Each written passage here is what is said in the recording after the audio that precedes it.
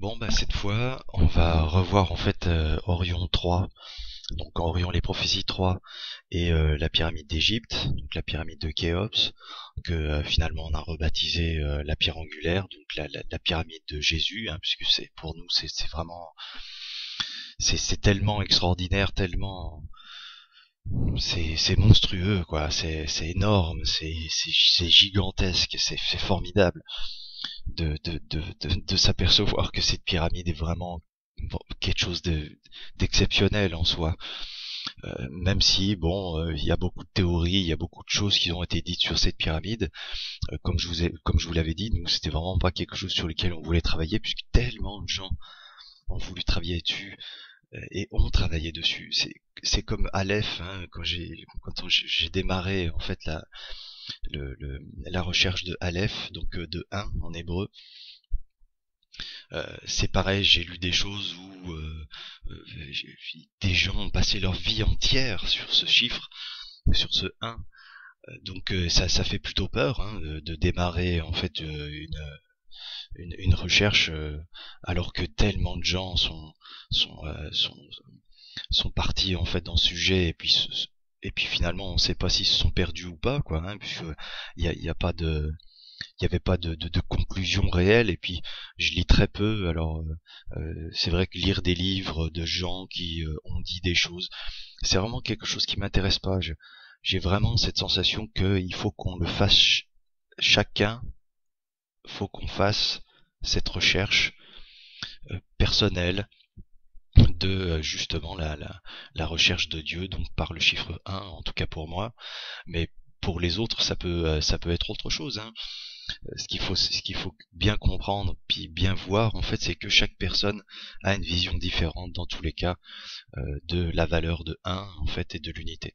Donc chaque personne en fait a un petit bout en fait à aller chercher, en tout cas pour tous ceux qui s'y intéressent, parce qu'effectivement il y a beaucoup de gens à qui je parle qui s'en foutent complètement, hein, sont complètement dans le système, préfèrent en fait si vous voulez faire enfin s'occuper de leurs petites occupations, de faire en sorte que leur vie aille mieux par l'intermédiaire des différentes solutions que la société leur offre. Donc là, on a finalement on a commencé en fait par cette carte d'Égypte, hein, qu'on a récupérée. C'est une carte une carte satellitaire qu'on a pris et puis on a regardé un petit peu finalement ce qu'on pouvait faire avec, enfin ce qu'on pouvait faire avec. En même temps, c'est deux trois petites indications qui nous ont mis tout de suite sur cette idée en fait de cercle. Donc on a démarré en fait cette recherche par l'intermédiaire du mont Horeb, donc cette la montagne de Dieu, hein.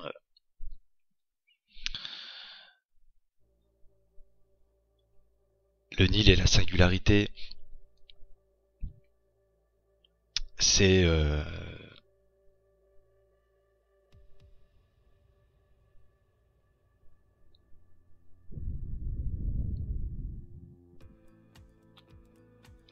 donc voilà, on démarre l'Égypte, la carte, le mont Horeb, donc là où Moïse a rencontré Dieu, hein. Donc j'ai été chercher, si vous voulez, le mont, en fait, le mont Horeb, l'endroit. En fait, il n'y a pas d'endroit bien spécifique, hein, il n'y a pas de point en fait bien spécifique de dessiner. J'ai juste pris en fait le sommet le plus haut en fait de, de la partie géographique, quoi. Donc là, bah, c'est vrai que quand on regarde dans la définition de Wikipédia, on voit en fait que bah, effectivement c'est là où le lieu où le Deutéronome, donc le Deutéronome, c'est vraiment les 10 commandements, hein. Donc Dieu en fait a donné en fait les 10 commandements à Moïse sur ce mont Horeb. Donc après, si vous voulez, ça nous a donné les indications en fait en fonction en fait de la carte du Nil. Donc du coup, on a cherché donc les pyramides d'Égypte, où d'ailleurs on voit que ces pyramides sont à l'envers, donc Orion a vraiment la tête en bas. Et puis après les différents temples en fait, hein, qui sont mis tout autour en fait du Nil. Donc Abydos, une ville sainte en fait d'Égypte, vouée au culte du dieu Osiris. On voit que voilà, à chaque fois tous les dieux égyptiens sont vraiment impliqués en fait là-dedans. Pour nous, ils savaient vraiment quelque chose. Alors je sais pas si ça avait été déformé, je pense que oui, puisque dans les écrits il nous dit que voilà, il envoie sa parole, donc il l'envoie après coup. C'est-à-dire que donc effectivement, faut admettre en fait que les anges sont descendus sur terre, connaissaient déjà la parole, et puis ont inculqué en fait aux civilisations comment si vous voulez un savoir qui leur a permis, en tout cas aux anges, de prendre le contrôle en fait des êtres humains, sans que véritablement l'être humain sache ce qui se faisait, quoi, vraiment, ou qu'il connaissait la parole, il connaissait rien du tout, il savait plus en fait, à mon avis il savait avant, les humains ont perdu en fait ce savoir par l'intermédiaire de multiples mensonges, et puis de multiples traditions, de choses à faire, de sacrifices ou je ne sais quoi, donc jusqu'arrive un moment où effectivement elle a donné sa parole. Donc oui, toutes les choses en fait qu'on retrouve dans les civilisations sont des choses qui sont en relation avec la parole de Dieu dans tous les cas, quoi. Et d'ailleurs pour nous faire plaisir, puisque finalement il voyait on partait à la perdition, Dieu voyait bien qu'on partait à la perdition dans le mensonge, donc il est revenu nous donner cette parole par l'intermédiaire de Moïse au départ, plus tous les patriarches, Isaac, Jacob, Abraham, etc. Plus on revient donc au Nouveau Testament avec Jésus, donc Dieu qui redescend sur terre dans la chair, avec l'Esprit Saint, avec en fait la Trinité. En fait. Donc on a vu que on a été regarder un petit peu en fait si vous voulez les différentes définitions entre guillemets des temples ou des lieux de culte en fait égyptiens. Donc là, Alexandrie par exemple, exceptionnel, tout le monde connaît Alexandrie, enfin en tout cas on connaît la notoriété en fait vraiment d'Alexandrie avec sa bibliothèque. Donc centre de tout, on va regarder en fait finalement au centre du mont Horeb, on s'aperçoit en fait que on peut tracer en fait un cercle par le centre du mont Horeb. Alors pourquoi on le démonte juste après en fait.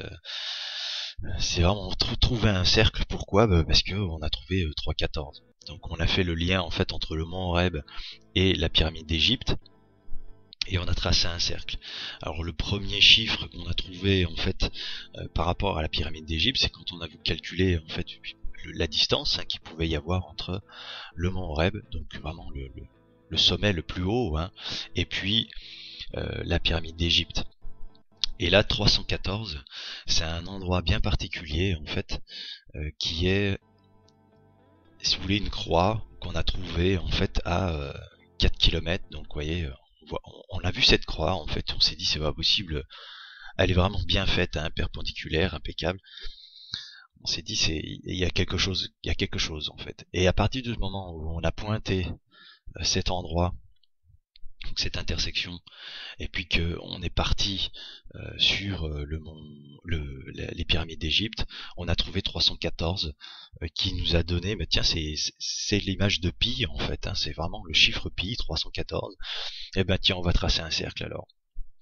Et à partir de ce moment-là, en fait, on a découvert en fait ces deux cercles qui touchent vraiment les temples en fait qui ont été érigés par les Égyptiens. Et puis là, on voit en fait une espèce de forme. Alors, on reviendra un petit peu dessus en fait pour vous montrer quelque chose de particulier. Donc, on va essayer de revenir un petit peu. Alors voilà, je voudrais vous faire noter en fait qu'ici, sur cette partie-là, on voit. Alors ça, c'est une interprétation, c'est sûr, mais c'est quand même bizarre, puisque le point qui est ici semble être sur le milieu d'un triangle qui est pas fini, avec une intersection, avec un autre triangle, une intersection, un autre triangle, une intersection et un bout de triangle en fait qui commence encore une fois. Comme si ici là, il y avait sur la droite, par rapport à la ligne que je suis en train de tracer avec ma souris, une demi-étoile de David. Alors on le voit en fait, hein, ici on voit une belle singularité qui est vraiment un des piliers donc de la singularité dans l'étoile de David. Donc voilà vraiment la moitié d'une étoile de David. Enfin c'est ce que je vois. Après c'est vraiment qu'une interprétation, hein, mais j'ai trouvé ça vraiment particulier. Et puis quelque chose aussi qui est particulier, c'est les cartes, toute la partie en fait qui est Nil, Afrique un petit peu du sud en fait, hein, ben par le Nil, hein, en descendant un petit peu, plus toute la partie Israël, Arabie Saoudite, Syrie, etc., Irak. Regardez bien le nom. On a ici un nom que c'est Orion-ME. Donc Google a nommé les cartes qui se trouvent à cet endroit-là, donc en Égypte en particulier, Orion-ME. Ouais, j'ai trouvé ça vraiment intéressant, puis voilà, c'est quand même particulier, quoi.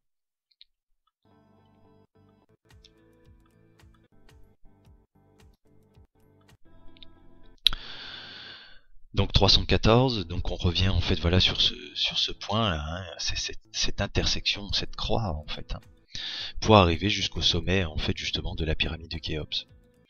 Donc là, on trouve un autre chiffre, donc c'est en allant sur Aswan.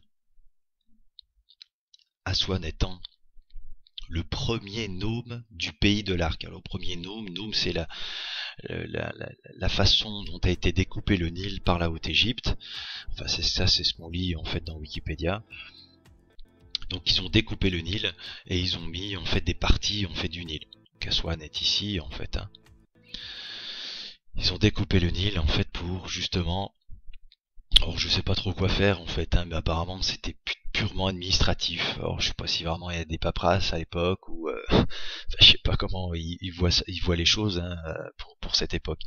Mais j'écoute dans tous les cas pas du tout les égyptologues, hein, parce que de toute façon ils vous racontent des salades, hein, puisqu'ils vous disent que la pyramide d'Égypte ils l'ont fait avec des morceaux de bois, des morceaux de granit pour tailler du granit, et puis bah, voilà quoi. Enfin vous voyez bien, hein, vous avez bien vu quelques reportages qui vous montraient en fait que beaucoup d'égyptologues en fait vous racontent des salades parce que de toute façon ils ont aucune idée en fait justement de la valeur véritable des choses, hein, puisqu'ils s'y intéressent pas forcément en fait dans la globalité, et ils s'y intéressent en fait véritablement dans dans la profondeur, si vous voulez, des mythologies. Alors c'est toujours pareil, hein, quand on, on va voir la définition du mot mythologie, c'est des fables. Donc il faut s'intéresser à des fables pour comprendre la vérité, ce qui est visiblement absurde, hein, puisque justement la définition de mythologie c'est une fable.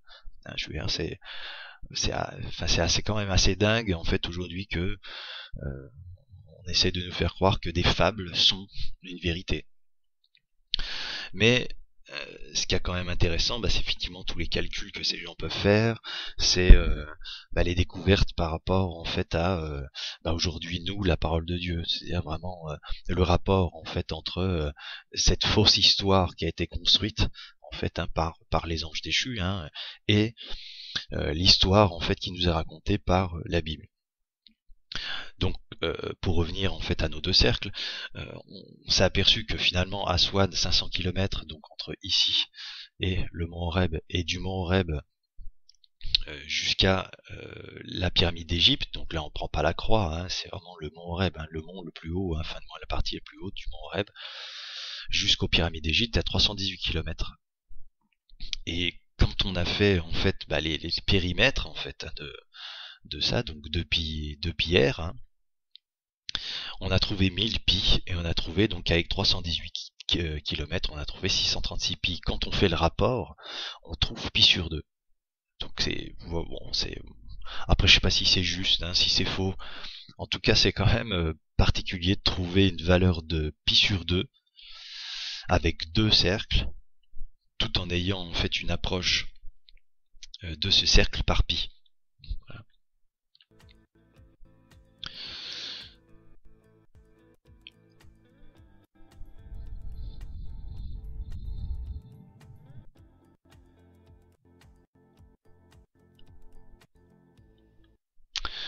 Donc un qui nous a vraiment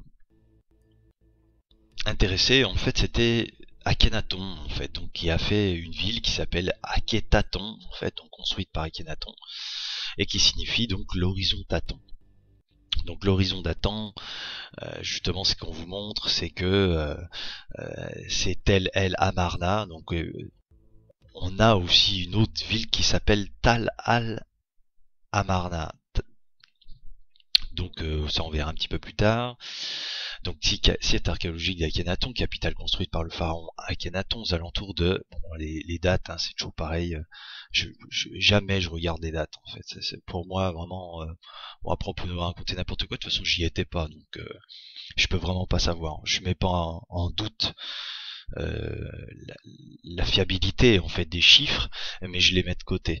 Hein, vraiment, on n'en prend pas compte. En fait, ça sert à rien pour nous. En fait, hein, c'est vraiment pas, on fait pas un listing en fait véritablement de la datation en fait.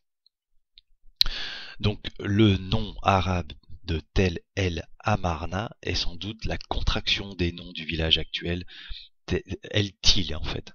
Et une tribu nomade, donc, etc., etc., etc. Donc là, c'est ce qui devient intéressant, c'est Akhenaton signifie l'horizon d'Aton.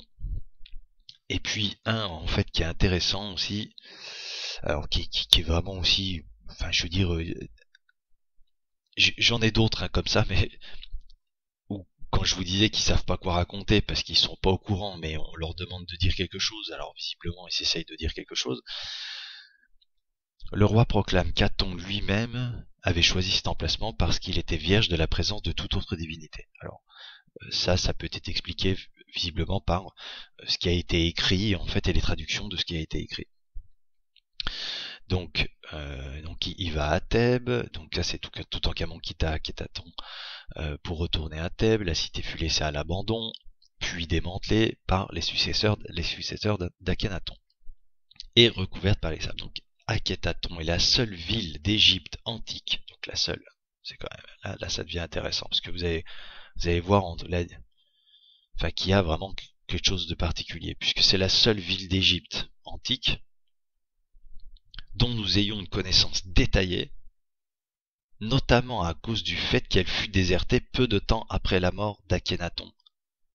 Ils ont une connaissance détaillée de la ville, de plein de choses en ce qui concerne cette ville, alors que cette ville, elle a dû durer, il me semble, 25 ans. Je vais regarder plus en détail, mais il me semble qu'elle a duré 25 ans.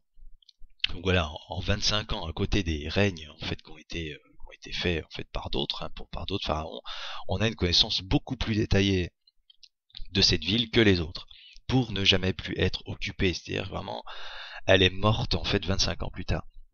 Cependant, en raison de son caractère exceptionnel, voilà, là on voit que il y a quelque chose visiblement d'exceptionnel, des conditions dans lesquelles la ville fut créée puis abandonnée. Donc là il nous raconte en fait que parce qu'elle a été créée et puis qu'elle est abandonnée en 25 ans, c'est formidable, on a plein de détails sur elle.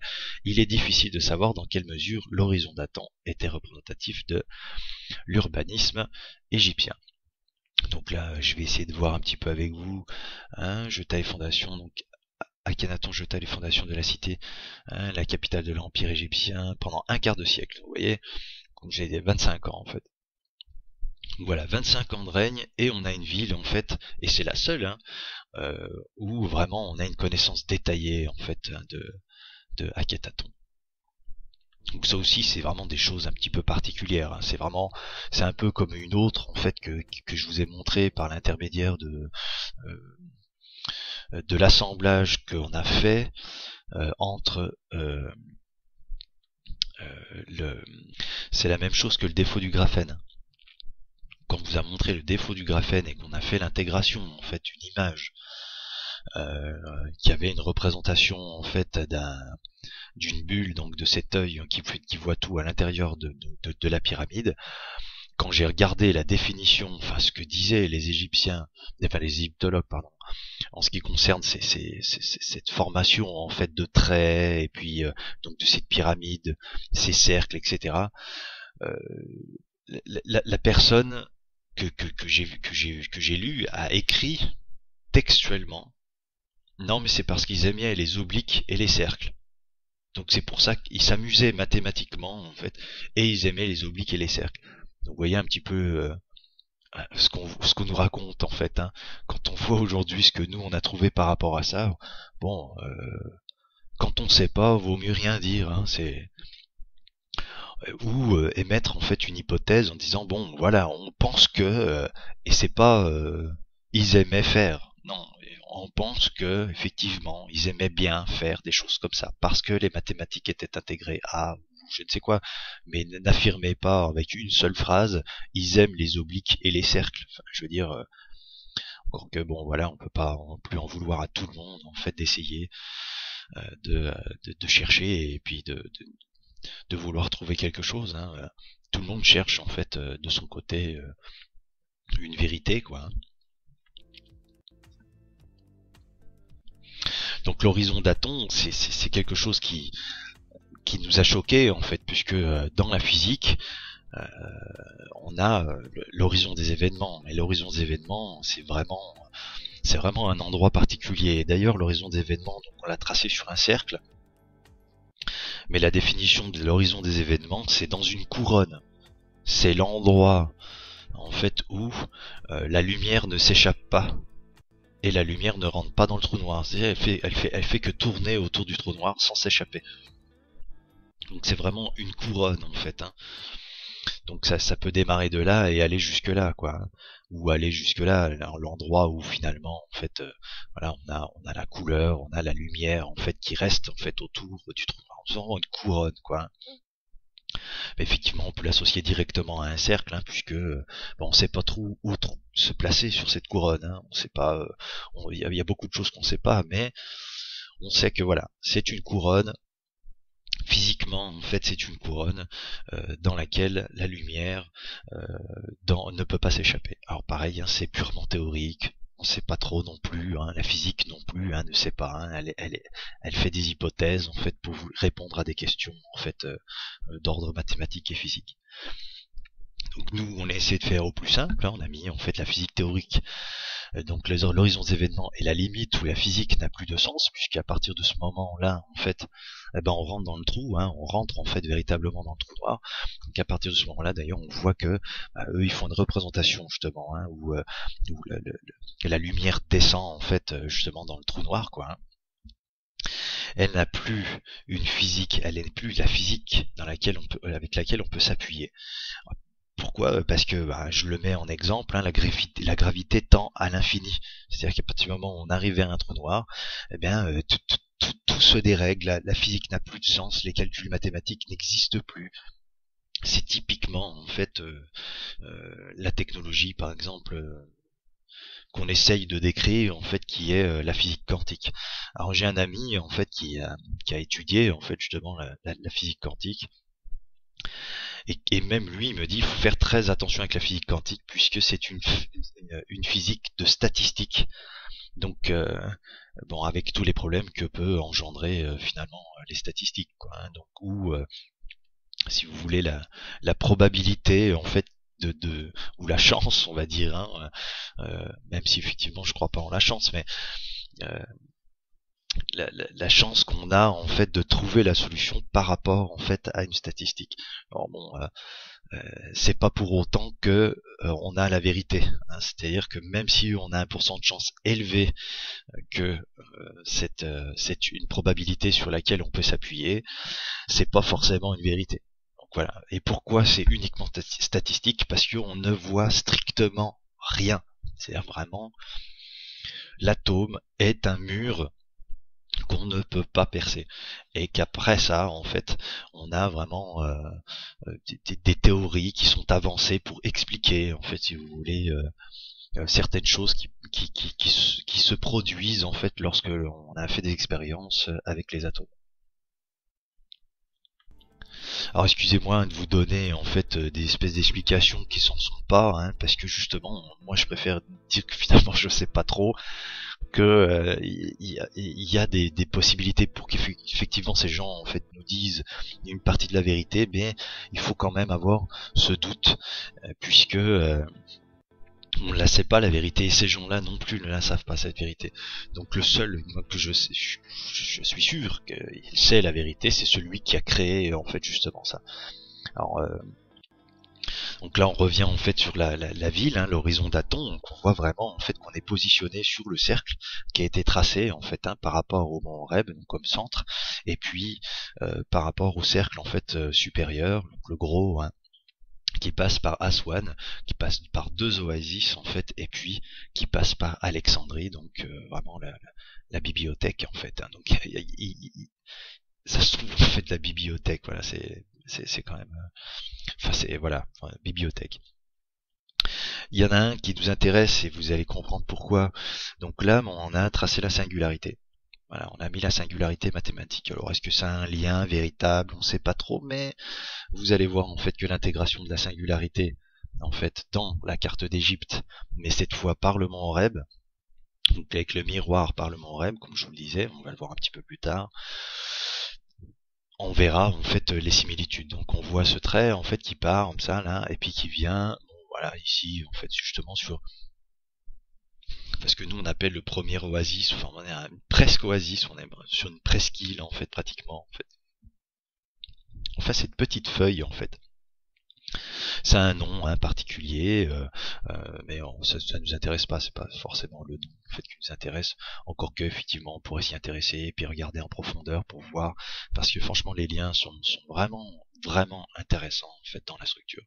Mais c'est tellement immense, tellement énorme que bon voilà, on peut pas aller partout.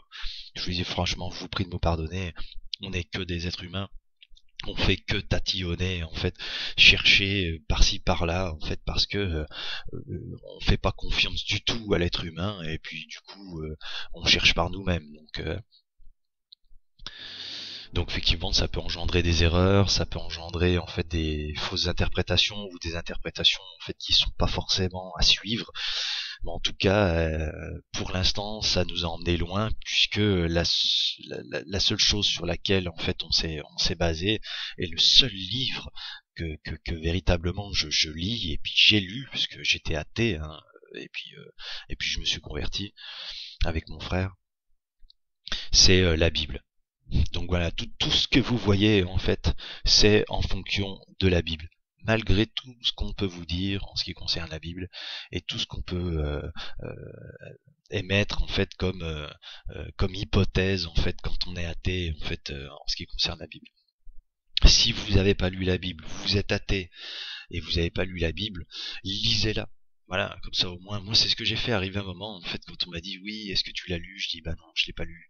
Mais tu comprends, mais si, mais ça, parce que les autres m'avaient dit que, en fait. Et arrivé un moment, je me suis dit bah tant qu'à faire, puisque moi j'ai des, pour pas être vulgaire, en fait, j'ai des COUI 2 LE S, j'en ai bien 2. Euh, je l'ai fait, je l'ai lu.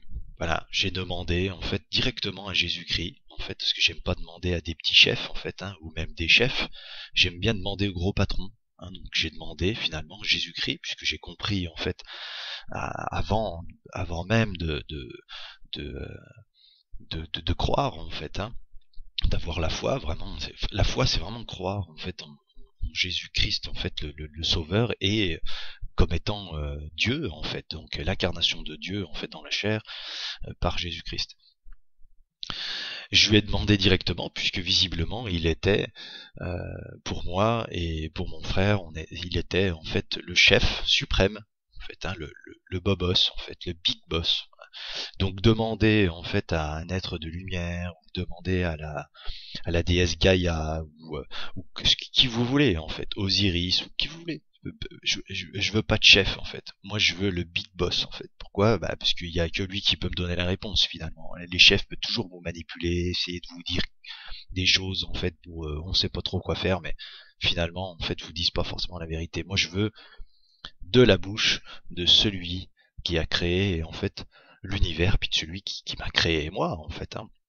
Parce que comme je vous le rappelle, j'étais athée, et est arrivé un moment en fait, donc je croyais en la théorie de l'évolution, je croyais en la technologie, je croyais vraiment en l'homme en fait, hein, dans toute sa splendeur, hein. Je savais déjà en fait que l'homme était quelque chose d'extraordinaire, vraiment en soi en fait, hein, notre corps est vraiment, on va dire, une beauté de l'univers. Je le savais déjà en fait, hein, mais j'étais pas prêt à croire en fait que c'était une fabrication. Enfin, une fabrication, on n'est pas des robots, hein. Mais si vous voulez, la technologie nous amène à nous apercevoir que, dans tous les cas, on ne sera jamais plus fort que la nature. Donc, qui a créé cette nature pour que même nos robots, même nos ordinateurs, en fait, hein, qui font des calculs avec une rapidité extraordinaire quand même en soi, quoi, hein, malgré qu'on peut faire la comparaison avec le cerveau, mais malgré malgré ça, je vais vous donner un petit exemple. Voilà. Ils ont pris un robot et ils lui ont donné la capacité de marcher, mais ils ne lui ont pas dit comment il fallait marcher. Donc ils lui ont mis en fait un petit cerveau et ils lui ont dit tu vas apprendre à marcher tout seul. Voilà. Donc ils ont fait un petit robot qui avait 6 pattes comme une fourmi et puis ils lui ont demandé à apprendre à marcher tout seul, c'est-à-dire que bon voilà, quel est le mouvement des pattes qu'il faut avoir en fait pour marcher le mieux avec 6 pattes. Et après 20 minutes, le robot s'est mis à marcher comme une fourmi. Donc on s'aperçoit en fait que la technologie que l'on fabrique et que l'on veut utiliser vraiment avec les plus grandes performances, avec une optimisation en fait la plus poussée possible, nous envoie directement sur la nature.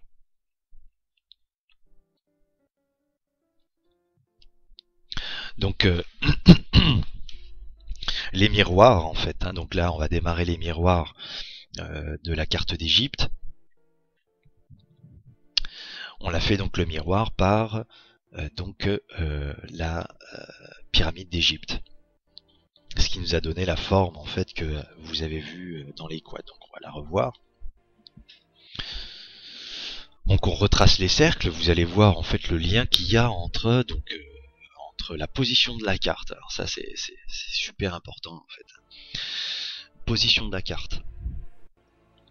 Après on va voir en fait le positionnement justement du mont Horeb jusqu'à la pyramide d'Égypte, qui nous donne un angle finalement en fait par rapport à la carte. Donc on va le retrouver, hop, on va le retrouver ici. Nous avons la pyramide d'Égypte, le mont Horeb. Donc on a ici, comme je le disais, un trait et qui va nous donner un angle par rapport à la carte, donc au positionnement de la carte. Donc là on voit déjà que bon, ça devient intéressant. Après nous, ce qu'on a vu c'est, donc là ça ressemble visiblement à la même bulle que l'on a en fait dans l'œil de la Providence, quoi, hein, l'œil qui voit tout, hein, vous l'appelez comme vous voulez. Et puis ce qu'on a vu ici, nous, qui nous a pareil, hein, qui est super intéressant lorsque vous mettez les deux piliers en fait sur les côtés, enfin bon, on verra ça un petit peu plus tard. Hop, ici, on a une singularité en fait en pointe là et une singularité là. Enfin, un morceau de la singularité. Donc une pointe de singularité ici, une pointe de singularité ici. On a ici la feuille, hein, qui a été doublée, donc des deux côtés. Voilà, on le retrouve ici, hein, on va pas parler de tout. Hein. Et puis ce fameux double en fait de la carte. Donc double fois 2, hein, puisque on a multiplié la carte en fait 2 fois, avec un miroir à la verticale par la pyramide d'Égypte et un miroir à l'horizontale par le milieu en fait de la fleur, hein, donc le delta du Nil. Donc on a fait la même chose avec en fait avec la nébuleuse d'Orion. Donc là c'est là que c'est devenu vraiment fantastique en fait, parce que quand on a vu la carte d'Orion, enfin la nébuleuse d'Orion, il y a quelque chose qui nous a dit en fait qu'il y avait en fait l'image de la carte du Nil dans la nébuleuse d'Orion. Et on l'avait vu en fait par, voilà, c'est un peu modifié donc maintenant.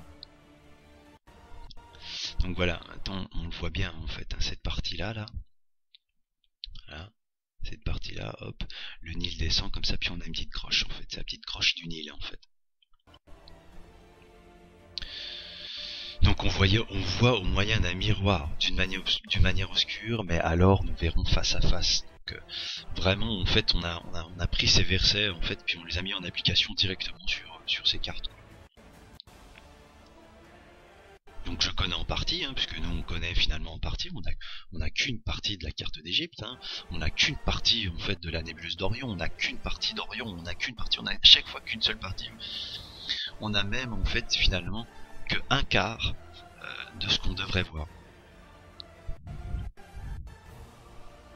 Alors pareil, hein, nous tous, le visage découvert, contemplons comme dans un miroir la gloire du Seigneur. C'est-à-dire que quand on regarde quelque chose, et qu'on regarde sa gloire, c'est-à-dire véritablement on regarde la carte du Nil, on regarde le Nil, on regarde la nébuleuse d'Orion, on regarde Orion, on voit comme dans un miroir. Donc il faut se mettre à la place, on fait à notre place, il faut se mettre un miroir devant. Le miroir qui est devant, c'est ce qu'on voit. Donc ça veut dire que ce qu'il faut regarder, c'est derrière nous. C'est typiquement ce qu'on a fait par exemple quand on a fait Hyper Orion. Hyper Orion n'est pas au centre, et on le voit bien, Orion n'est pas au centre de la galaxie. Je veux dire la galaxie, enfin le centre de la galaxie, c'est ce que tout le monde nous demande de regarder. Ils nous disent regardez le centre de la galaxie, c'est formidable le centre de la galaxie, puis regardez on pointe vers le centre de la galaxie, c'est génial le centre de la galaxie. Oui c'est génial, mais il faut regarder derrière nous.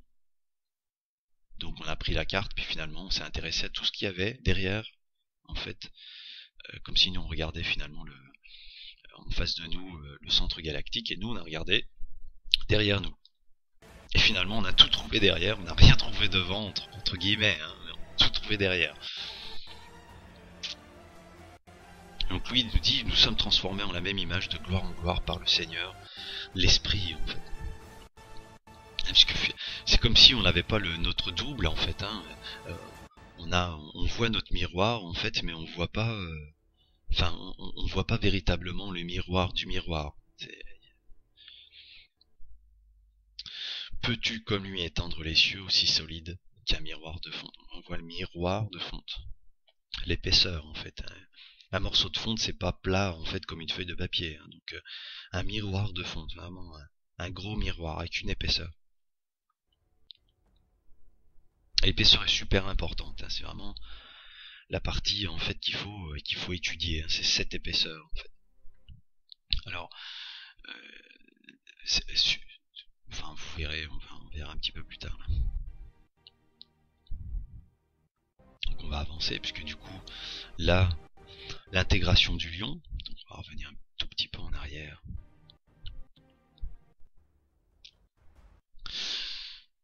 Donc là tout de suite en fait on a vu qu'il y avait un œil ici, et puis une descente en fait, une descente ici là qui touche les yeux en fait, l'intérieur des yeux en fait, et puis qui descend. C'est typiquement en fait les félins, ils ont en fait ces caractéristiques en fait où voilà, on a en fait une descente en fait sur l'intérieur de l'œil directement sur le museau. Et j'ai dit à mon frère, je lui dis mais regarde, ça ressemble à un lion, c'est incroyable. Alors on prend un lion, on a pris Google, on a mis lion, hein, face de lion en fait.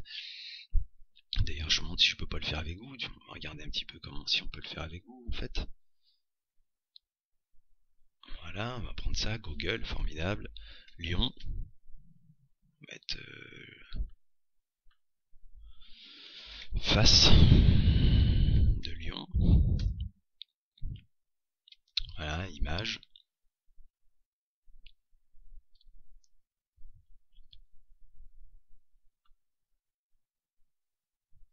Voilà, vous voyez celui-là, voilà, c'est la face de lion en fait qu'on a utilisé. Voilà, celui-là en particulier, la face de lion qu'on a utilisé. Ouais, on n'a pas cherché bien loin, hein, c'est pas la peine de chercher bien loin. À chaque fois, c'est un peu comme un ami me dit, hein, vous grattez l'ongle et puis vous trouvez tout de suite. Hein, y a énormément de choses. Vous savez que dans quasiment tous les sujets aujourd'hui, vous grattez un petit peu le vernis et puis vous tombez sur l'ongle. Hein, vraiment. Et Jésus nous le dit, hein, vous cherchez, vous trouverez. Donc cherchez, et puis vous verrez bien, vous trouverez. En fait, posez-lui la question, comme nous on l'a fait, on lui a posé la question.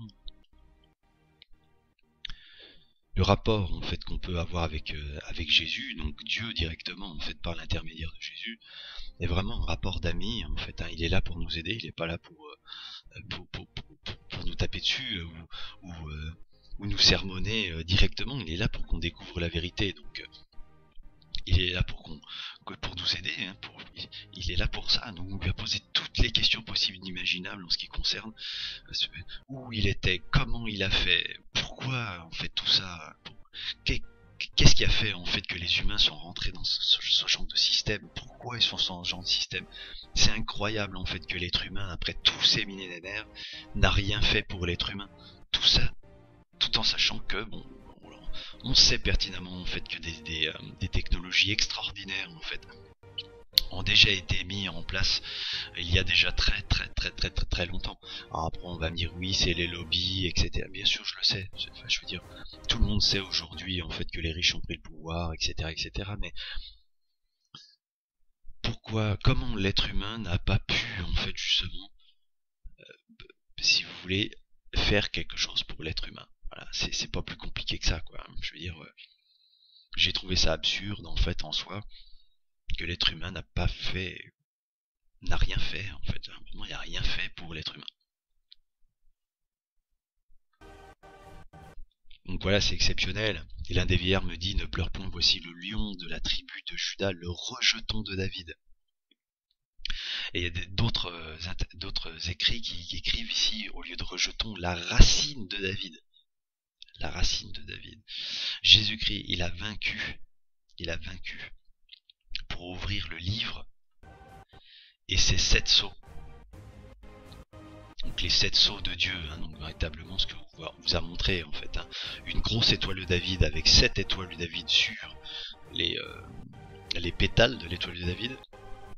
Et puis un à l'intérieur qui est aussi encore une fois une étoile de David. Donc il y a 7 sceaux en fait. 7 sceaux c'est 7 étoiles de David. C'est en Jésus-Christ le lion de la tribu de Juda, donc on insiste bien, c'est le lion de la tribu de Juda. C'est en Jésus-Christ, dans Colossiens en fait, Colossiens 2:3, c'est en Jésus-Christ que sont cachés tous les trésors de la sagesse et de la connaissance.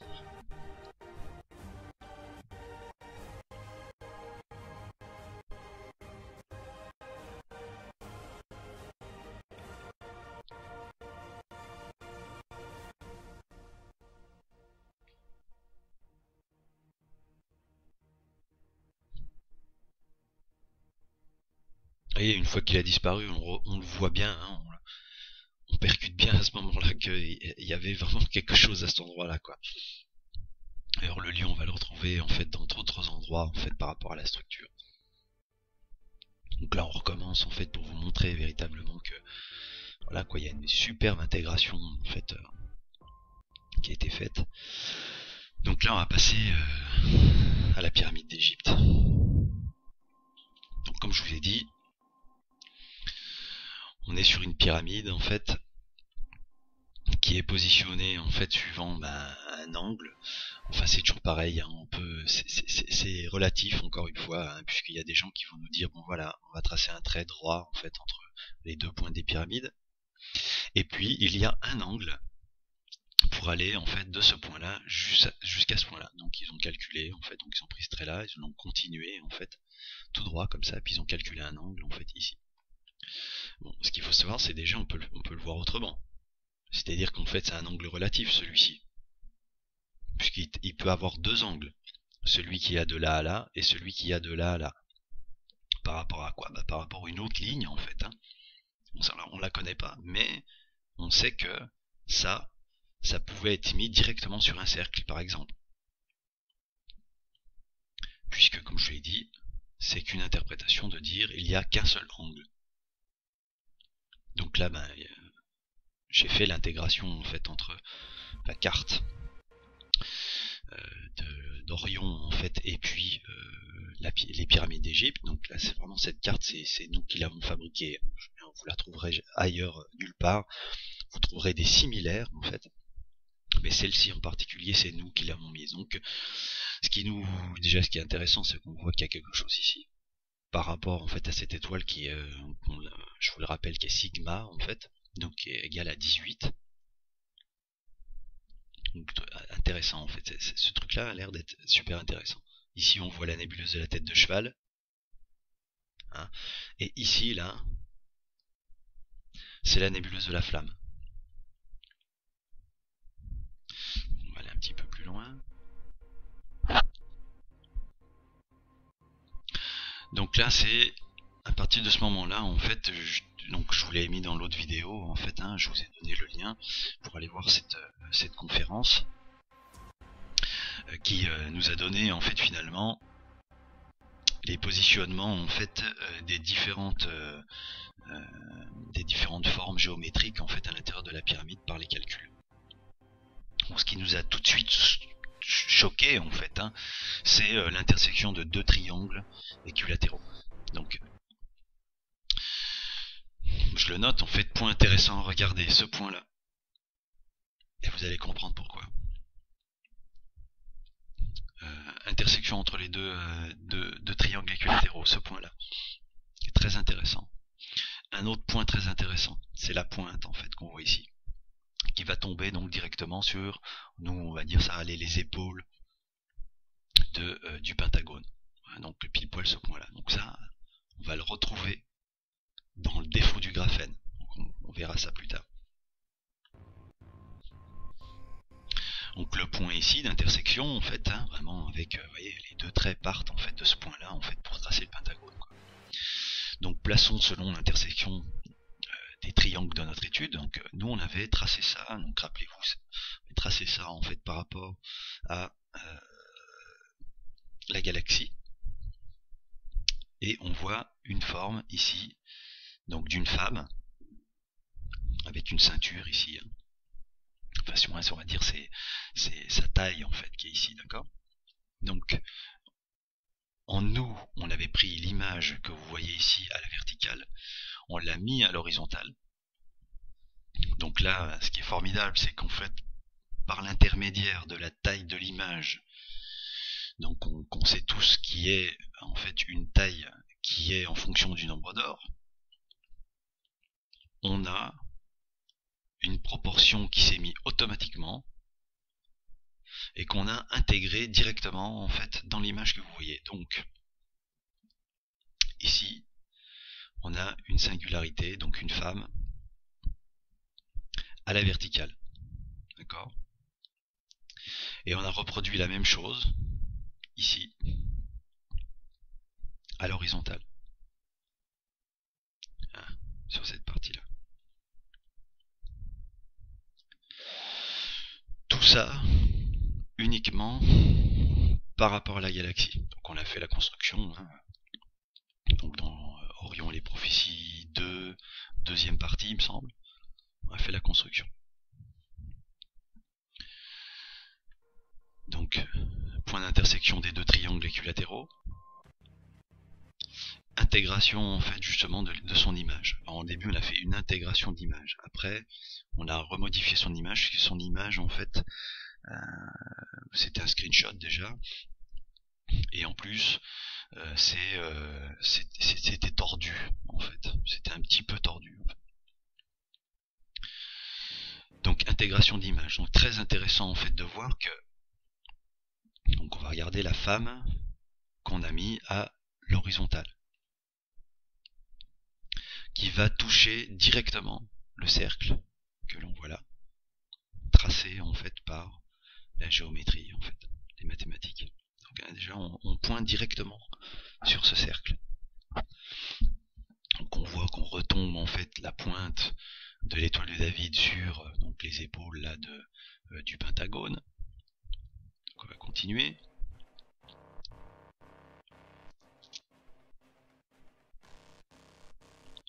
Donc on va ajouter le double du pentagone, puisqu'on savait en fait que la femme a une image en fait donc du bas avec le haut en fait qui est par un miroir.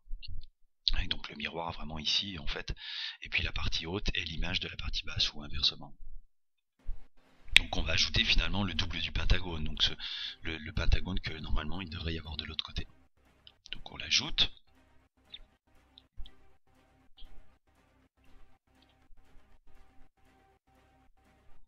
Donc pareil, des petites choses sympas, comme là par exemple, vous voyez les épaules du pentagone qui était à l'envers, en fait, va aller visiblement sur en fait les points extérieurs en fait de la femme qui est mise à la verticale.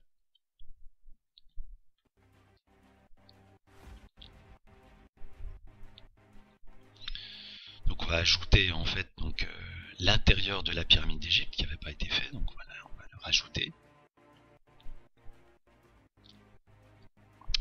Comme on le marque, hein, on le marque vraiment pour que nos travaux, puis ces travaux, en fait, nous donnent une bonne image en fait de ce qu'on a trouvé. Donc on voit en fait que donc cette intersection, c'est ce point d'intersection qu'on voit avec le cercle. Donc le cercle, on continue, on arrive ici. Ici on trace un trait, on arrive donc du coup sur la pointe de l'étoile de David. Donc on retrouve la même chose ici en fait. Hein. On se retrouve sur la surface en fait de la chambre du roi. Donc là, c'est intéressant. Ensuite, on voit que le pentagone vient vraiment en fait sur le dessous en fait de la petite toiture en fait de la chambre de la reine. C'est aussi intéressant, je trouve. Le carré, donc qui est ici, qui est positionné directement donc sur la femme.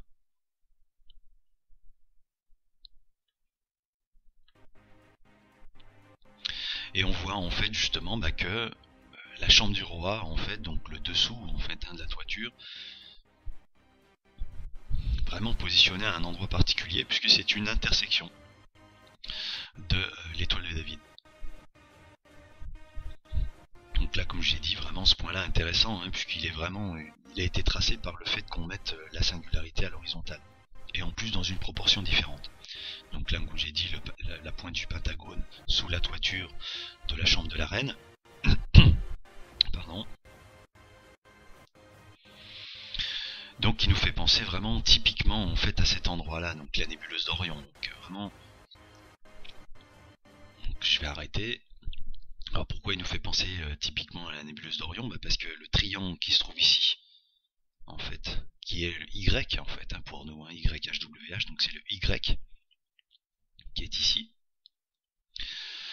avec au centre de ce Y, approximativement, hein, on a la chambre de la reine. Et la chambre de la reine,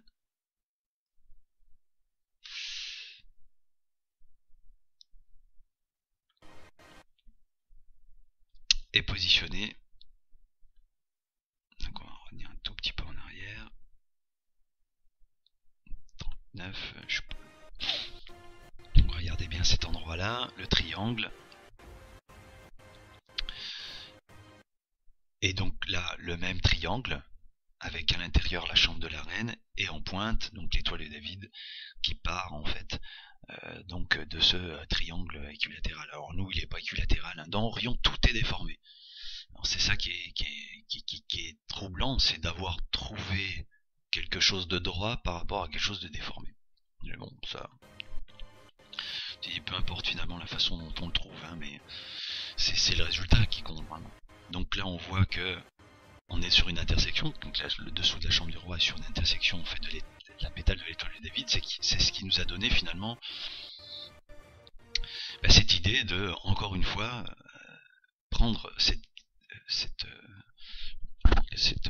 plan en fait de la pyramide et puis de le faire pivoter sur cet axe qui est vraiment la symétrie en fait, si vous voulez, de la pyramide, enfin en tout cas de l'ensemble de la pyramide. Donc on savait qu'à partir du moment où on faisait ça, on allait voir la chambre du roi en fait dupliquée exactement de l'autre côté en fait, dans exactement le même emplacement en fait, et que puisque tout est en fait posé sur des miroirs, hein, tout a une symétrie en fait dans les deux sens, et bien que celle-ci elle sort positionnée exactement à cet endroit-là et de l'autre côté exactement à cet endroit-là.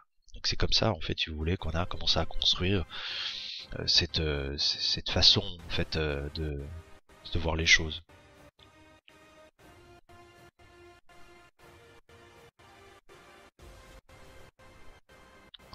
Donc là, vous demande de noter en fait finalement la position d'intersection de la pétale, donc vraiment c'est cet endroit-là en fait, qui est la position hein, d'une étoile dans la constellation d'Orion. Toujours un rapport en fait finalement à la constellation d'Orion, puisque de toute façon c'était notre base, hein. On n'avait aucune base à part finalement cette constellation d'Orion quoi.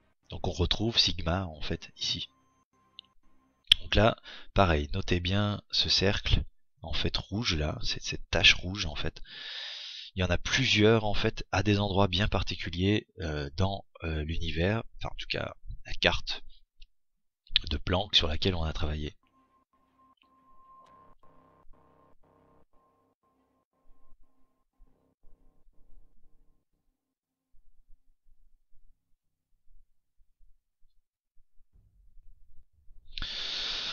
Donc le nom de Dieu, donc, comme je l'ai dit, je suis celui qui suis, donc dans Exode, hein, donc c'est vraiment ce qui a été écrit en fait par Moïse, enfin par Moïse, on ne sait pas si c'est lui qui a vraiment écrit, tout le monde va vous dire oui, mais il y a des autres gens qui ont peut-être écrit parce que vous comprenez, enfin bon, peu importe. Tout ce que je vois moi en fait, c'est qu'effectivement, le nom de Dieu est YHWH. Donc à partir de ce moment-là, en fait, le rapport en fait entre Yod, donc de Aleph, que l'on voit, qu'on a complètement interprété comme étant une spirale en fait en haut et une spirale en bas. D'ailleurs, on s'aperçoit que H est 5, H et H, ça fait 10 finalement, et on retombe sur Yod, c'est-à-dire que Yod est l'image de 2H, puisqu'il est égal à 10.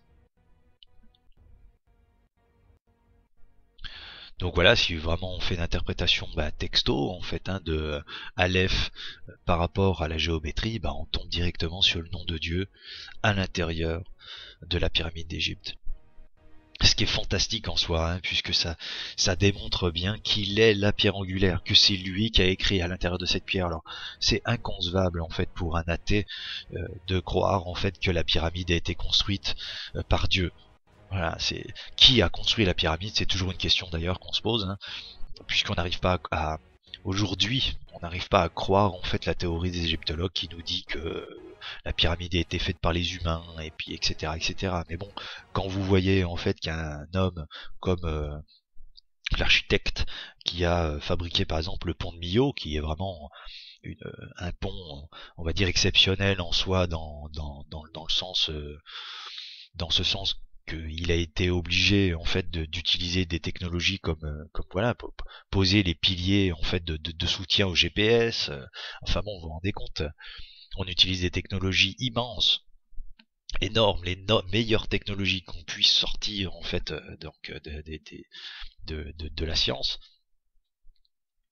Et quand la question a été posée à cette personne, et si on vous demandait donc de refaire la pyramide d'Égypte, il a dit non mais je refuserais de faire la pyramide d'Égypte, cette pyramide est beaucoup trop précise pour que je puisse faire la même chose. Vous vous rendez compte, avec la technologie qu'il a, on a des grues immenses, on fait des choses au GPS, on est au centième de millimètre, on est même des fois au millième de millimètre. On fabrique des pièces en fait d'une précision extraordinaire. Et le gars, il vous dit quand même, un architecte de cette stature, hein, il vous dit non, je la fabriquerai pas, je la ferai pas, je refuserai parce que la pyramide d'Égypte est trop précise. Enfin voilà, quoi, je veux dire, il y a quand même, faut se mettre à l'évidence, quoi. L'être humain aujourd'hui, ça veut dire ne serait pas capable de faire la pyramide d'Égypte, malgré la technologie qu'il a, malgré les moyens qu'il a. Hein. Donc, on est quand même, on va visiblement dans l'espace. On fait des choses quand même qui sont grande quand même en soi, quoi, même si effectivement je trouve qu'elles sont toutes petites à côté de la technologie que Dieu a mis en place, et qui est la nature, la terre, l'univers, etc. Hein.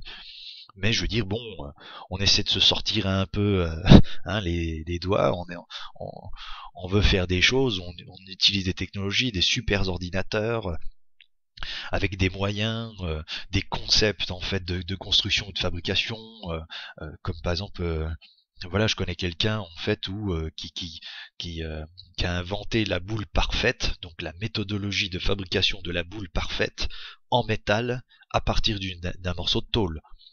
Et et quand je vous dis parfaite, pourquoi? Parce que ça a été fait pour les militaires et puis pour en fait des sonars en 3D. Donc ils avaient besoin en fait de boules d'acier parfaite. Donc parfaite, hein, on parle de sonar 3D, hein, donc il faut que ça soit parfait. Et on a quand même des gens qui arrivent à trouver des méthodologies de fabrication entre un morceau de tôle, donc un bout de ferraille plat, quoi, hein, pour en faire une boule parfaite. Donc vous voyez, on essaye de faire des choses vraiment qui sont en soi extraordinaires, hein. Faire une boule parfaite par rapport à un morceau de tôle, essayez de vous poser la question. En plus, pour fabriquer la méthodologie, c'est-à-dire qu'il faut, c'est bien d'avoir un concept, mais il faut pouvoir le fabriquer.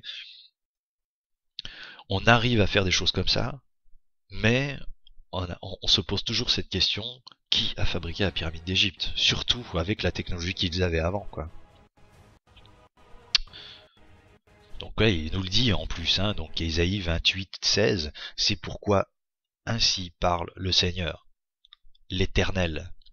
Voici j'ai mis pour fondement en Sion une pierre éprouvée, une pierre angulaire de prix, solidement posée. Celui qui la prendra pour appui d'un point de fuir. Alors quand on a regardé pierre angulaire en mathématiques, c'est vraiment typiquement une pyramide.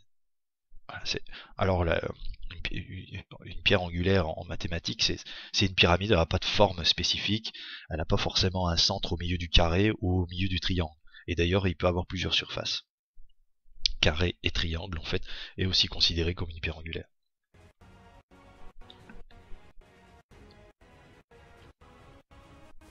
Non mais je veux dire, c'est fantastique, on a quand même des versets qui nous le disent, un texto, hein, une pierre éprouvée. On peut tout essayer avec cette pierre, hein, c'est ce qu'on a essayé de faire, d'aller voir jusqu'au plus profond pour voir si elle tenait debout, s'il y avait quelque chose de derrière en fait. Hein. Ah ouais, mais là il n'y a pas de problème, hein, je veux dire. Et encore, je pense qu'on est loin en fait de voir véritablement ce qu'il y a, malgré que, enfin, voilà, nous on trouve que les images sont fantastiques, qu'il y a quelque chose d'énorme et de merveilleux en fait à l'intérieur de cette pyramide. Et on le verra hein, par l'intermédiaire des autres cartes qu'on va ajouter en fait. Donc là j'avais déjà commencé à mettre, hein, donc du coup la, la, la, les différentes étoiles en fait. Donc on reprend la carte d'Égypte. Donc on voit les deux singularités dont je vous parlais. Donc typiquement, c'est la photo du graphène. Je dis, on doit être à 100 nanos. Donc c'est vraiment des photos où voilà, on a zoomé extrêmement fort. Hein. Et on zoome. C'est assez particulier la façon dont on voit. Hein. Je vais pas vous expliquer la façon dont on voit ce genre de choses en fait. Extrêmement petit, hein, parce que on appelle ça une photo, mais c'est pas une photo réelle. On n'a pas envoyé, c'est pas une captation de lumière en fait pour voir en fait les choses aussi petites. On n'expliquera pas si vous faites des recherches justement sur les microscopes à effet tunnel, on vous expliquera, en fait, c'est très bien expliqué d'ailleurs, sur la façon dont on voit en fait où on arrive à voir ce genre de photos. Donc là on voit vraiment, voilà, il y a un lien, hein, on a l'impression de voir la même chose. Vous voyez, on a l'impression de voir la même chose, on voit cette bulle en fait, et puis on voit ces deux arrondis là, vraiment, qui sont ici et ici, hein, vraiment, je trouve ça fantastique quoi. Il y a un lien quelque part, de toute façon on le voit bien, le lien qu'il y a entre le graphène et puis la structure en fait géométrique de l'étoile de David. Donc là c'était juste un petit bout comme ça pour vous dire, regardez bien, en fait on peut encore faire des rapports avec le graphène. Donc là, on fait l'intégration en fait finalement de la carte d'Égypte par rapport en fait à justement toute la construction. Donc on voit, je dis Abydos est sur les côtés de la chambre de la reine. Donc intéressant d'ailleurs, vous voyez, hop, on est sur les côtés de la chambre de la reine. On continue. Donc les traits que je vous disais tout à l'heure, vous voyez, donc là on a le mont Horeb, et ici on a les pyramides d'Égypte. L'angle que je vous disais est un angle vraiment particulier puisque il est l'angle de la femme à l'horizontale. qu'on voyait, on voit un peu le trait bleu et le trait rouge, en fait, ils sont vraiment l'un à côté de l'autre, c'est les mêmes. On a exactement le même angle.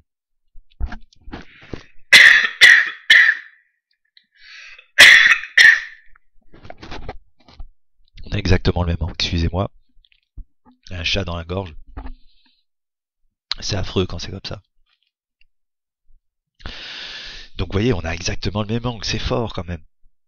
On prend une carte du Nil, on fait un dédoublement, un miroir, on le pose dessus, en relation avec. J'avais déjà l'idée de poser à côté. Pourquoi? Parce que comme je l'ai dit, on est posé sur le cercle, on n'est jamais posé au centre, on est posé toujours sur le cercle.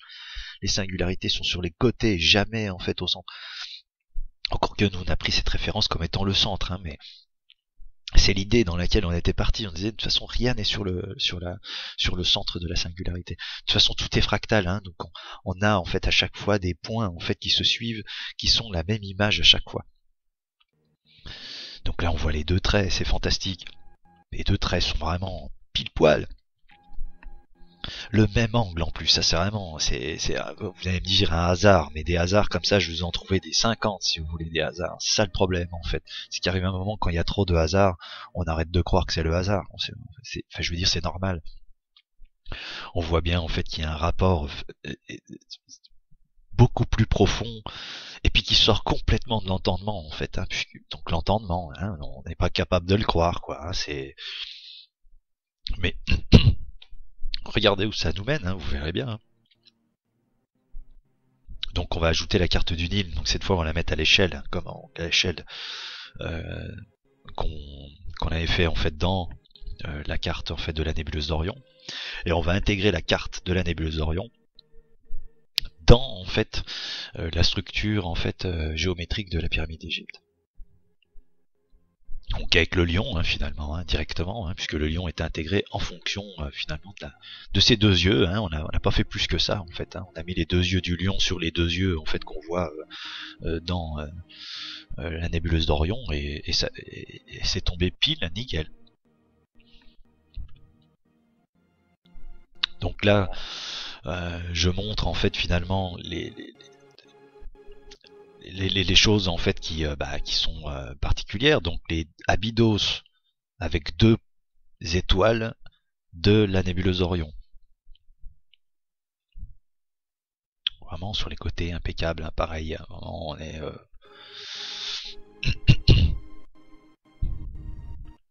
posé sur le cercle. Donc une étoile posée sur le cercle qui est le cercle de Y. Donc pour le dire dès maintenant, en fait ce cercle, quand vous regardez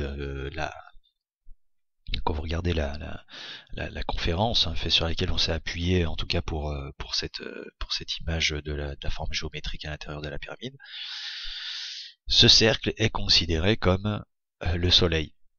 Donc c'est en proportion par rapport en fait à la pyramide, c'est le Soleil. Donc d'ailleurs on voit que le Soleil, s'il est placé ici, il n'est pas placé au centre. Donc c'est marrant en fait que le soleil ne soit pas au centre, avec toutes les interprétations qui nous disent que le soleil il est vraiment au centre de tout quoi. Non, apparemment il l'est pas en fait, hein, il est encore une fois sur le côté en fait, hein, il est pas au centre. Et puis ça pourrait aussi éventuellement nous faire comprendre pourquoi beaucoup de civilisations nous disent que c'est un dieu soleil. Ah oui, puisqu'il est à l'intérieur, il est autour en fait de Y, de YHWH. Donc vraiment le Y en fait, donc la pyramide parfaite entre guillemets, puisqu'elle est de 60-60-60. Donc parfaite, hein, je dis entre guillemets, bien entendu, hein, puisque la pyramide d'Égypte par son angle est aussi une perfection. Donc et nous, on ne veut pas absolument pas réduire en fait Dieu à un soleil ou un taureau ou il est tout en même temps. Hein, donc tous ces gens en fait qui ont, comme je vous l'ai montré pour par exemple la coiffe hein, de certaines personnes, font des interprétations en fait. Et en fonction de leur savoir, ils prennent un petit morceau puis ils disent voilà, ça c'est la couronne de Dieu. Ouais, mais elle est peut-être un peu plus compliquée que ça, la couronne de Dieu. Et puis où lui, c'est le Dieu Soleil. Voilà, bon, il est pas uniquement le Soleil. Il est tout. en fait. Donc on comprend après pourquoi dans l'Ancien Testament il nous écrit faites pas de représentation de moi. Bah non, on peut pas le réduire en fait à une vache ou le réduire à un soleil. Il est la totalité. On peut pas faire ça en fait. Ça devient en fait finalement plus limpide en fait. Quand j'étais quand j'étais athée, effectivement, j'aurais tendance à dire bah oui, on peut faire ce qu'on veut, comme on veut. Enfin bon, ouais, mais en fait non, quoi. On voit bien en fait qu'il est tout, donc on peut pas le réduire à quelque chose, quoi.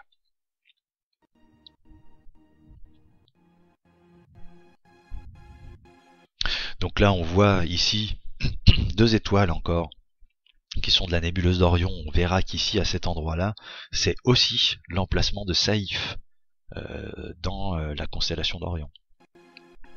Donc Saïf dans la constellation d'Orion avec une étoile au même positionnement que pardon, que une étoile qui fait partie de la nébuleuse d'Orion.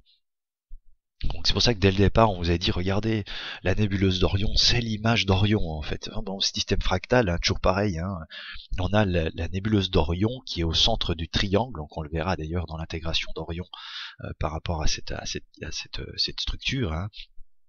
La nébuleuse d'Orion au milieu du triangle en fait, et de ce milieu du triangle qui est positionné sur le côté en fait et pas au centre, va nous donner en fait justement Orion.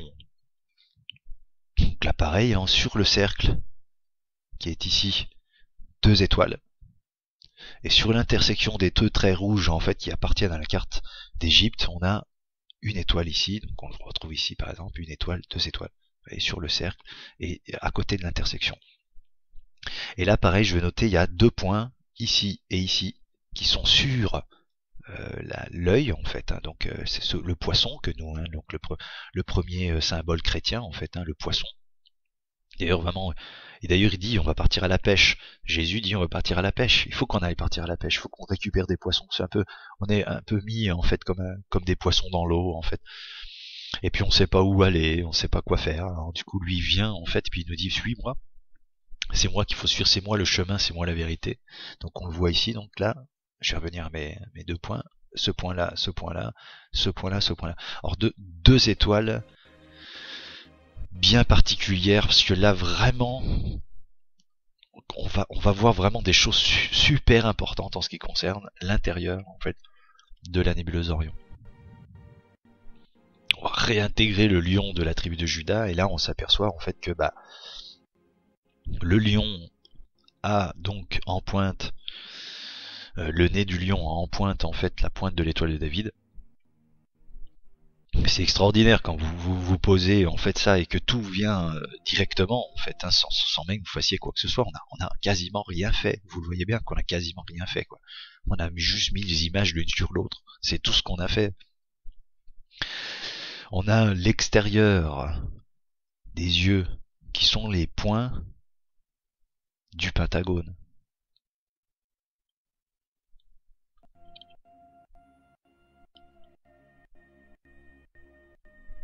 Le nez du lion. Donc on va rajouter les étoiles manquantes que je vous disais. Regardez, quand on ajoute l'étoile manquante, donc en intersection de ces pétales de l'étoile en fait bleue, on va ajouter l'étoile en fait qu'on peut dessiner directement à ces intersections. Regardez, on arrive à où?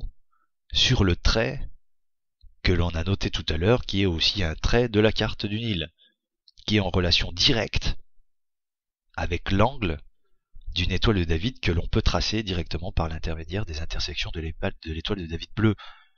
Enfin, je veux dire, c'est quand même très fort. Cet angle-là est vraiment un angle super particulier. Et puis cet angle-là, je vous le rappelle, c'est celui du mont Horeb pour aller jusqu'aux pyramides d'Égypte. C'est fantastique, regardez comme c'est fantastique, c'est énorme. Je veux dire, on peut pas faire mieux quoi. Écoute donc, Josué, souverain sacrificateur, toi et tes compagnons qui sont assis devant toi, car ce sont des hommes qui serviront de signe. Voici je ferai venir mon serviteur le germe, donc la racine de David, le germe, c'est lui en fait le germe. C'est comme dans Isaïe en fait, le tronc d'Isaïe en fait. Car voici, pour ce qui est de la pierre que j'ai placée, donc c'est Dieu qui l'a placée, devant Josué. il y a 7 yeux sur cette seule pierre. Voici, je graverai moi-même ce qui doit être gravé. Donc c'est lui qui l'a fait, en fait, dit l'Éternel des armées. Et j'enlèverai l'iniquité de ce pays en un jour. Vous vous rendez compte, en un jour. En ce jour-là, dit l'Éternel des armées, vous vous inviterez les uns les autres sous la vigne et sous le figuier. C'est-à-dire que visiblement, on sera, je sais pas où on sera, quoi, mais on va s'inviter.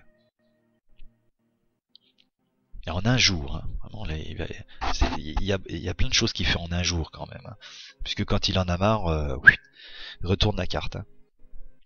Et puis ça se fait en un jour. Hein. Comme la Babylone, hein, elle tombera en un jour, quoi. Même je crois en une seule heure. On est bon, c'est vraiment... C'est du tac au tac. Hein.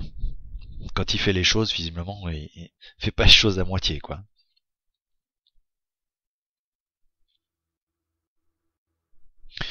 Donc on va retrouver la carte d'Orion cette fois.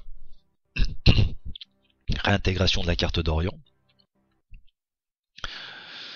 Donc, alors pour se rappeler Orion, Bételgeuse, d'accord, Lambda, Bellatrix, donc 1, 11, Gamma 3, 4, 5, 6, Delta, Epsilon, Zeta.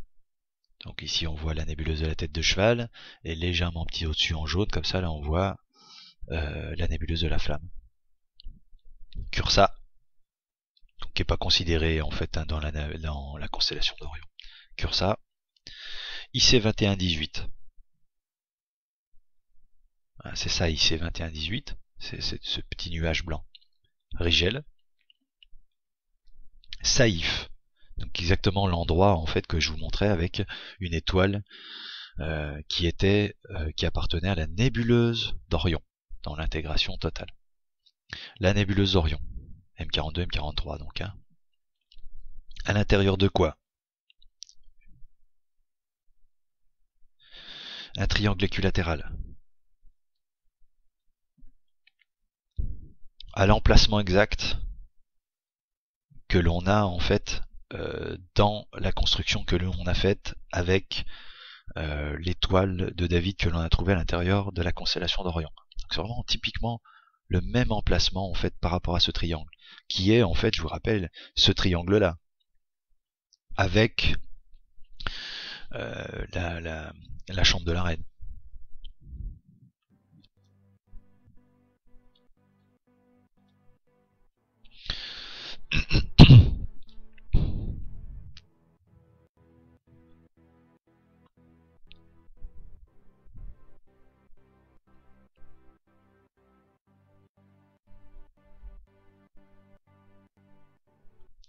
Alors, on insiste sur zeta puisque vous allez voir en fait justement ce qu'on peut faire avec zeta en fait, donc ce point en fait qui se trouve ici. Et puis justement cet arc en fait que l'on a là en fait une espèce d'arc, de petit morceau en fait avec la nébuleuse de la tête de cheval et puis la nébuleuse de la flamme.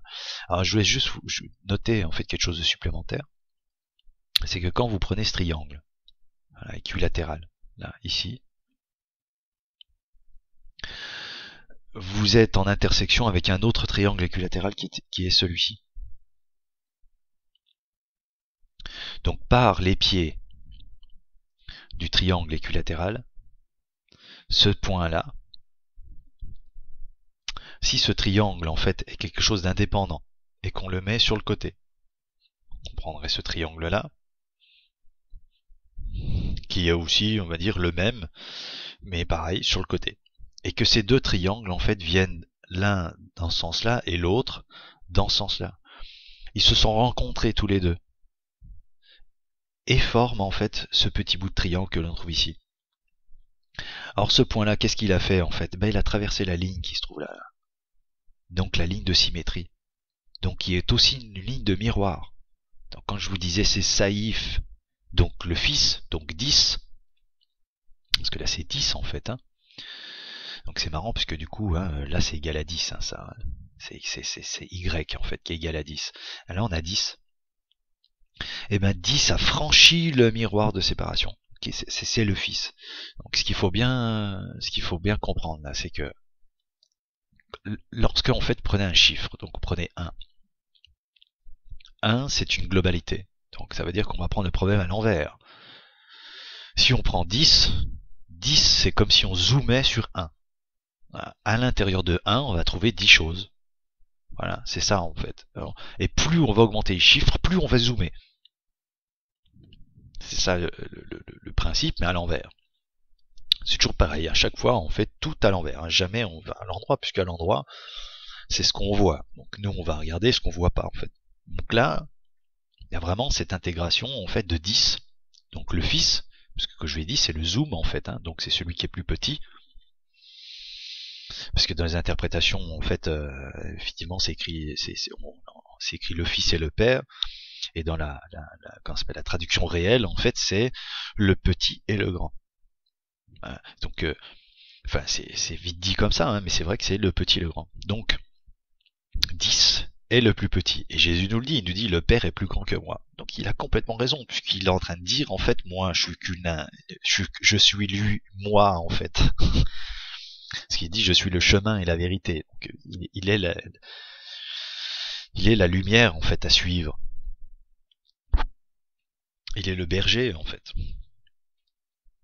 Il est le plus petit, il nous le dit, en fait. Donc il est 10. Donc il est Saïf. D'ailleurs, quand vous reprenez la traduction de Saïf, finalement dans la constellation d'Orion, hein, c'est meurtri. C'est marrant quand même. Ils lui ont appelé meurtri. Et on sait que Jésus, voilà, on sait ce qui lui est arrivé. Il est passé sur la croix quand même. Pour nous, en plus.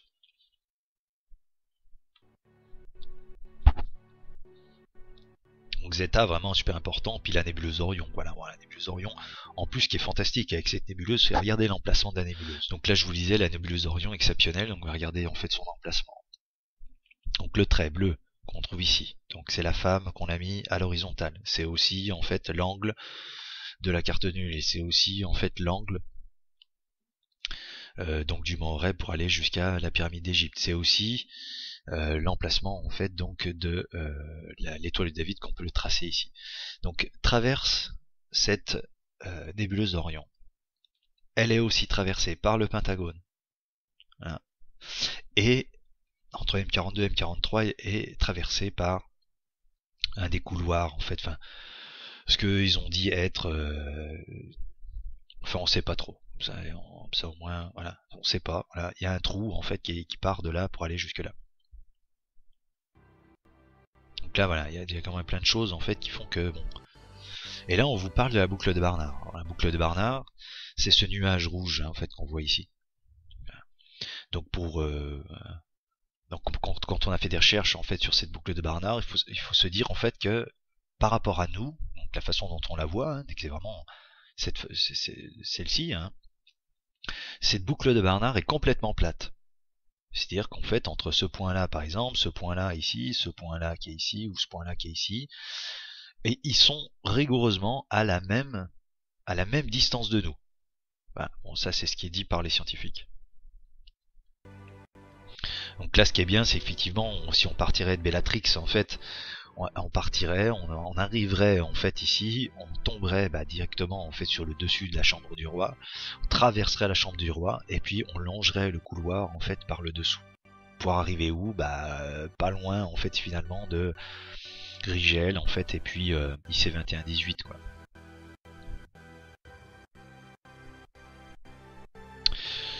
Donc on va reprendre YHWH et puis on va reprendre la nébuleuse d'Orion. Vraiment fait intégrer uniquement YHWH en fait dans la nébuleuse d'Orion.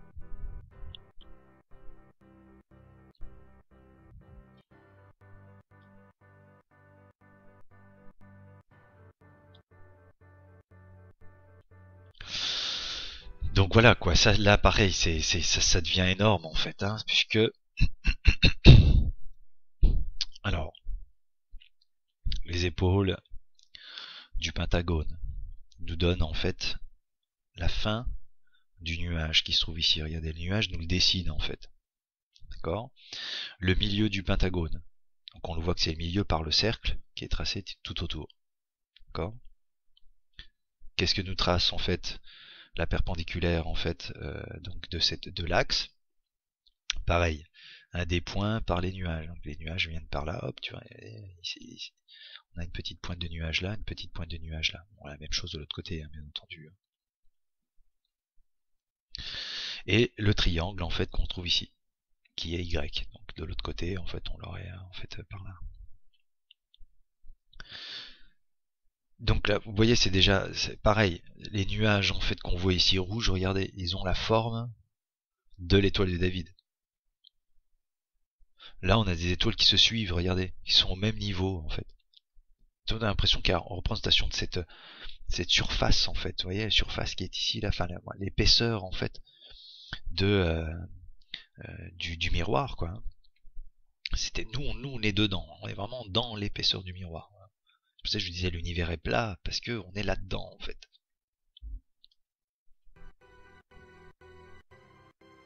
Donc là on fait l'intégration du Nil en fait par justement la carte du Nil en fait et puis le lion.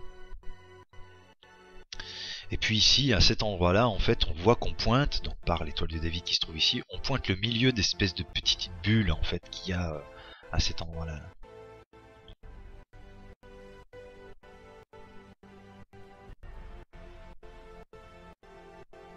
Enfin, je veux dire, voilà, quoi, pour nous, c'est extraordinaire, quoi.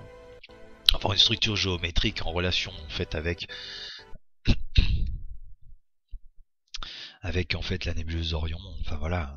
Donc là, je voudrais noter en fait les deux points en fait que je vous avais dit qui étaient sur le poisson. Vous voyez, sur le poisson, il est noté en fait, il y a un point là, un point là, un point là, un point là. Donc regardez, on tombe sur la surface en fait de cette étoile de David.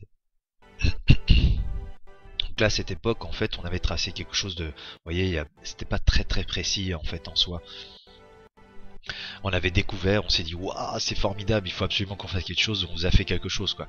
Mais on a été un peu plus loin dans la précision, malgré que bon, on travaille comme sur des images qui font 6000 par 6000. Donc celle-ci est un peu plus petite, mais on a réduit en fait l'image et puis augmenté en fait la résolution. Donc on travaille avec des images qui font 6000 par 6000 quand même. Hein.